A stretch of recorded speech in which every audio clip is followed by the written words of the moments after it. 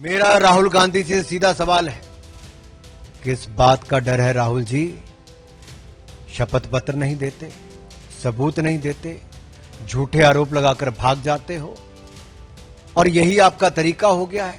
BJP नेता अनुराग ठाकुर सीधे सीधे आरोप लगा रहे हैं विपक्ष के नेताओं पर वोट चोरी का। कह रहे हैं कि आखिर राहुल गांधी डर क्यों गए, क्यों शपथ पत्र नहीं दे रहे। दरअसल चुनाव आयोग को लेकर बीते दिनों में नेता प्रतिपक्ष और कांग्रेस से सांसद राहुल गांधी ने एक बड़ी प्रेस कॉन्फ्रेंस की, जिसमें उन्होंने बाकायदा एक प्रेजेंटेशन दिखाया और आरोप ये लगाया कि वोटों की चोरी हो रही है। इस वोटों की चोरी के पीछे उन्होंने कई सारे तर्क दिए, जैसे कि उन्होंने कहा कि एक व्यक्ति जो अलग अलग राज्यों में 4 जगह वोटिंग कर सकते हैं, कई ऐसे लोग जिनके पिता के नाम के आगे ABCD पता नहीं कुछ लिखा हुआ है, बहुत सारे लोग जो एक ही मकान में 80 लोग रह रहे हैं, इस तरीके के बड़े दावे और सबूत दिए। जिसके बाद चुनाव आयोग ने उनसे ये कहा कि आप इसको लेकर शपथ पत्र साइन कीजिए। पॉलिटिक्स शुरू हो गई, प्रदर्शन हुआ चुनाव आयोग के खिलाफ। अखिलेश यादव बैरिकेडिंग फाड़ गए और बीजेपी और चुनाव आयोग की मिलीभगत का आरोप लगने लगा। ऐसे में बीजेपी ने प्रेस कॉन्फ्रेंस की और अब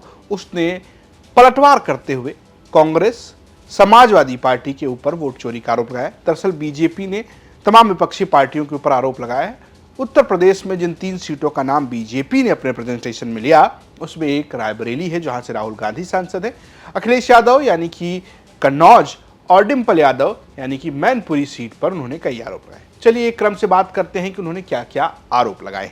हम आपको बीजेपी के उस प्रेजेंटेशन के हिस्सा दिखाते हैं जिसमें उन्होंने अखिलेश यादव के ऊपर आरोप लगाते हुए कहा कि कन्नौज की सीट पर जो डुप्लीकेट वोटर है उनकी संख्या 16,163 है, जबकि फेक एड्रेस जो है वो 1,53,919 है। एक घर में रहने वाले लोग यानी कि जिसमें घर को लेकर कंफ्यूजन है वो 25,772 हैं और ऐसे वोटर जिनकी भारी संख्या में एंट्री कराई गई यानी जो नए वोटर जो अचानक से मास एडिशन किया गया उनकी संख्या 74,531 है। और उसके बाद वो कहते हैं कि कुल जो डाउटफुल वोटर यानी कि जिन पर शक है उनकी संख्या जो है वो 2 लाख से अधिक है और अखिलेश यादव 1,71,000 वोटों से जीते हैं। और ऐसे आरोप लगाते वक्त तो कई किस्म के उदाहरण भी देते हैं, जैसे इस तरीके का उदाहरण देते हैं कि किसी एक व्यक्ति का 4 बूथों पर नाम है, किसी व्यक्ति को लेकर इस तरीके का भी है कि एक ही घर में बहुत सारे वोटर हैं। इस तरीके का आरोप वो लगा रहे हैं। खास आरोप जो है उसमें यह है कि मास एडिशन किया गया, यानी कि चुनाव से पहले बहुत सारे लोग जो नए आए उनमें एक समुदाय विशेष, एक धर्म विशेष के लोग हैं। ये आरोप बीजेपी ने अपने प्रेजेंटेशन में लगाया। अखिलेश यादव के अलावा मैनपुरी, जहां से उनकी पत्नी डिंपल यादव सांसद हैं और जो समाजवादी पार्टी का गढ़ है, वहां पर भी कुछ इसी तरीके का आरोप भारतीय जनता पार्टी के द्वारा लगाया गया। बीजेपी का आरोप है कि मैनपुरी में लगभग 2,55,914 डाउटफुल वोटर हैं, जिसमें से जो डुप्लीकेट वोटर्स हैं उनकी संख्या 14,088 है, जबकि जिनके एड्रेस गलत हैं या फेक हैं वो 1,76,078 हैं, जबकि मिक्स हाउस होल्ड की जो बात है वो करीबन 16,226 है और जिनका अचानक से नाम वृद्धि का आरोप है वो 49,553 हैं। ठीक इसी तरीके का आरोप उन्होंने रायबरेली को लेकर भी लगाया, जहां से राहुल गांधी सांसद हैं। उनका कहना है कि यहां पर लगभग 2 लाख डाउटफुल वोटर्स हैं, जिसमें 19,000 के करीब जो है वो डुप्लीकेट वोटर हैं, 71,000 से अधिक जो है वो फेक एड्रेस वाले हैं, 15,000 के करीब जो है मिक्स हाउस होल्ड वाले हैं और 92,000 करीब जो है जिनकी एक साथ एंट्री कराई गई है। और यहाँ पर भी उसी तरीके का उदाहरण कि किस तरीके से एक व्यक्ति 4 बूथों पर नाम दर्ज है, ये इस तरीके का उदाहरण दिए। हालांकि जब राहुल गांधी ने आरोप लगाए थे तो उन्होंने ये दावा किया था कि ये सारा डेटा उन्होंने इलेक्शन कमीशन से मांगा है। राहुल गांधी ने सिर्फ और सिर्फ कर्नाटक के महादेवा विधानसभा की एक विधानसभा की जो सीट है उसको लेकर ही वो सारा कैलकुलेशन दिया था और उसको लेकर ही आरोप लगाए थे, जिसको लेकर इलेक्शन कमीशन ने कोई सीधा जवाब नहीं दिया, लेकिन वो इसको भ्रामक बताता है। इस पूरे मुद्दे पर बीजेपी काफी आक्रामक है। अनुराग ठाकुर ये तक कह रहे हैं कि क्या इस पूरे आरोप के बाद अखिलेश यादव और डिंपल यादव अपने पदों से इस्तीफा देंगे। अखिलेश जी के यहाँ पे 2,91,798 डाउटफुल वोटर हैं और अखिलेश जी चुनाव कितने वोट से जीते? 1,70,922 वोटों से। क्या अखिलेश जी भी वोट चोरी के जुर्म में इस्तीफा देंगे?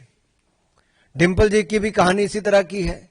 2,55,914 डाउटफुल वोटर हैं, जिनमें से 2,21,639 वोट से वो जीती है, तो क्या इनको भी इस्तीफा देना है? आपको बता दें कि इस पूरे मुद्दे को जिस तरीके से कांग्रेस पार्टी ने उठाया और उसके बाद संसद में इसका मुद्दा उठा, इसके बाद संसद के दरवाजे से मार्च करते हुए सभी विपक्ष के नेता चुनाव आयोग गए थे अपना एक तरीके से विरोध दर्ज कराने। बीच में पुलिस ने उनको रोका और फिर अखिलेश यादव ने बैरिकेडिंग तोड़ी और खूब चर्चा हुई।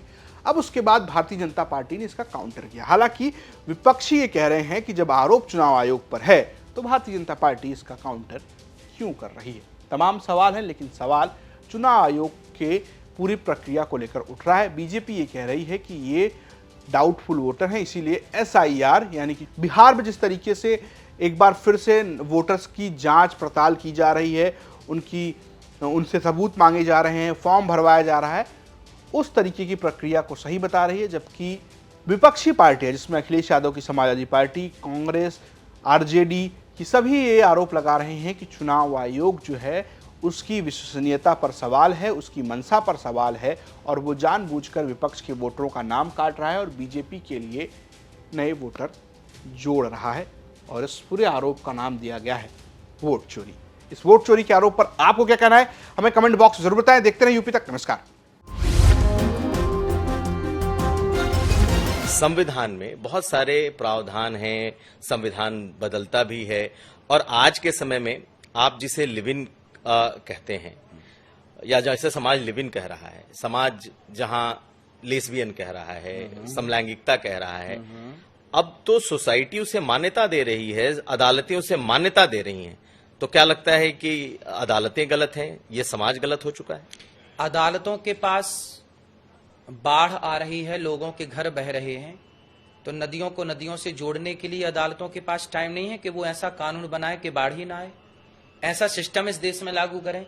हमारे देश में आज मोबाइल चोरी हो रहे हैं। आप जाइए सड़क में, आपका मोबाइल चोरी हो जाएगा, जूता चप्पल चोरी हो जाएगा, सोने की चैन चोरी हो जाएगी। महिलाओं को चैन के चक्कर में कई महिलाएं मर जाती हैं बेचारी।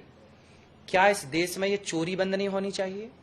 क्या इस देश में जब आप ट्रैफिक का नियम तोड़ते हैं तो क्या उसे दंड नहीं देना चाहिए तरीके का, ताकि वो अगली बार से न तोड़े? हमारे देश में हजारों लोग रोज नियम तोड़ते हैं ट्रैफिक का। हमारे देश में रोज हजारों लोग मरते हैं एक्सीडेंट में। क्यों? क्या कानून, क्या जज को, क्या कोर्ट को ये निर्णय लेना चाहिए?